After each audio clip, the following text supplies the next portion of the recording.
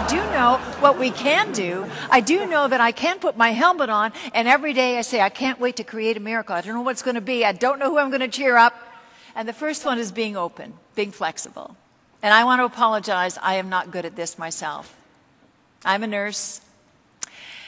And it's not that we're controlling people, but if you do it my way, it'll work better. You know? Do you know what I mean? Exactly. Difficulty with wanting to help people. I've got a homing device on my forehead that can detect the most seriously disturbed, dysfunctional person within 100 miles and lock on and have a relationship and get married. One of my husbands, I think it was the second one, had the most problem with my controlling nature, you know, just that he had a religious difference with me, actually, because he was an atheist and I thought I was God, which didn't get along. But he didn't convert either. But the point is a very simple one, that sometimes that wonderful controlling nature that comes from caring is real hard to let go of. Right? It's just hard to drop when you're asked to let go of stuff and be open. Plato said life only becomes real at the point of action.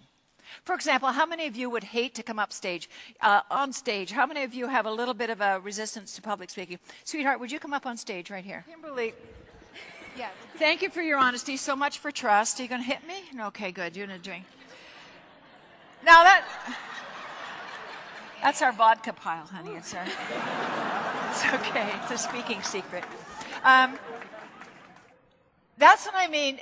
The thing is that I don't know what fears are out there, but I know that the thing that you resist the most is the thing that you absolutely must do when you make the decision to be the best that you can. And Kimberly volunteered because she knew that you have to go through your fears, take charge of them, right, and make it happen. Now, Kimberly, if you could, that's better. Kimberly, if you could, this mic is now hot. Would you just yeah, come on, no, it's just... Sometimes you got to change people's behavior. You shape it like this. That's what I do with employees. Just nod like that. Kimberly, for about 30 seconds, no more. If you can't change your employees' behavior, just keep modeling it after time, and they will change. Now, if you could just for about 30 seconds, tell us what you've loved about either Ochsner or what loved about today, including right now. When Willie Nelson makes leadership comments, our country is probably in need. But not a partisan statement. Being a good leader means finding a bunch of people going in the same direction and jumping in front of them. That's it. It's having the courage to do it with messages clear, with messages succinct. You know, do it. You're a leader. We know where we're going to go. People are going to blame and whine and complain. Well, bless your heart. Move on. Let's go. The ultimate of human liberties is the freedom to choose your attitude. Have that duality, that immediately noticing the opposite, the polarity, the crossover, the switch between modalities, because it's the brain of the future. And you may as well update that. Just like you're updating your iPad, you got to update your brain. Keep it going, keep it going. And then you'll naturally see things a lot easier. It's hard to innovate if you don't, because you just don't see it.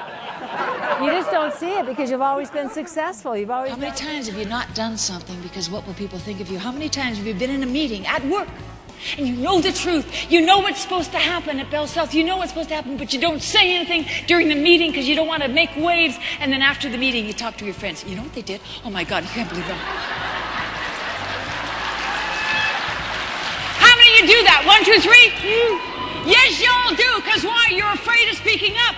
Jan needs the truth. She needs it from you. She needs it from everybody. If you're too afraid to tell the truth, please go work for another company, not for Bell South, because we need you to tell the truth. You got the courage to speak up. The truth tellers will always do well in this company. She's flying her own plane around the world, energizing a small group of executives or an audience of several thousand. Dr. Janet Lapp believes in no excuses, no limits, and no exceptions. As one of North America's most in-demand presenters, Janet has been admitted into the prestigious Speakers Hall of Fame, the Oscar of Professional Speaking, an award received by fewer than 1% of professional speakers. She's a licensed clinical psychologist, creator and host of the award-winning CBS series Keep Well, and author of 3 best-selling books, Dancing with Tigers, Plant Your Feet Firmly in Midair, and Positive Spin. Janet is a former professor, researcher, and registered nurse who was born and raised in Canada and received her PhD from McGill University in Montreal. Working in English, French, or Spanish, Janet leaves her audiences more focused on the possible, inspired to stretch their own boundaries, and challenged to achieve more than they ever dreamed possible. This is just a demonstration part of the program where you get the point. It's about the excuses that people have, and they would love to be more successful, and the whole company could triple what they're doing next year if they just get rid of some of the things that people complain about. Yeah, the little vampire. You know, the one I was just talking about. Good job. Now, I want you to watch Mark, because something is about to happen to Mark over which he has no control. And that happens in companies, doesn't it?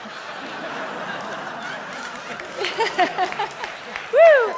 And so if I'm wanting to get more externals, or I think I should get more people, I just won't let go of the past. Why am I so tired? Oh, life is so hard.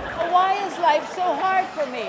Oh, I can't. Why am I not moving more quickly? Because I can't see it. I'm in denial. What should I do? Should I get more staff? What should I do? Give me some feedback. Oh, dump the load. I didn't see that. I didn't see. Wonderful things happen to them that could be the most exciting time of their life. They start worrying about their weight. They worry, am I going to be thrown over the stage? And when they do that, Juan, they forget to enjoy the ride. Whatever is really, really hard and really frustrating is making you better and stronger and younger. This guy's been through a lot of change. We talked before the program. I want you to see how good he looks. Would you stand up, sir? Let everybody take a look at you. This man is 84 years old. And he looks fabulous. Case in point. So these people will not see it. Don't wait for them. They don't see it. They can't see it coming. But you can't fire. You're nice in Louisiana. In California, we don't fire people. We release them to the universe.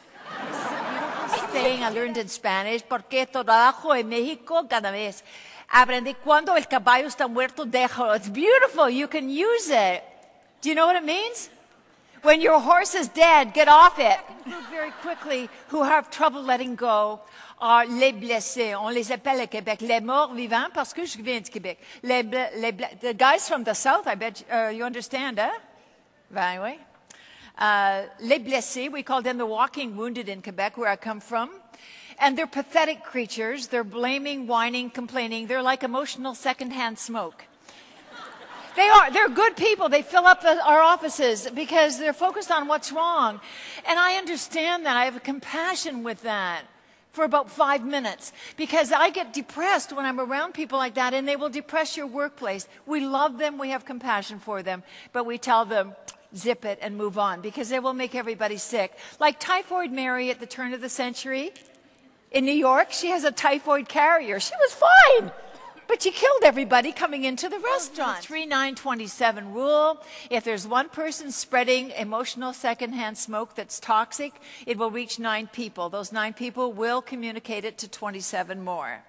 The same is true for positivity, by the way. It only takes one person to be positive in a unit and optimistic to make a change everywhere. Only one person if you're hanging on. Thank you. Couldn't have scripted it out any better. Oh, wow. And the preparation was phenomenal. I mean, you went to the store, did her research, did her homework, talked to us, came out here. I was asking her questions, but she was asking me more questions about me, about Vicky, about all of you guys. She went and visited the stores. She spent money in the stores.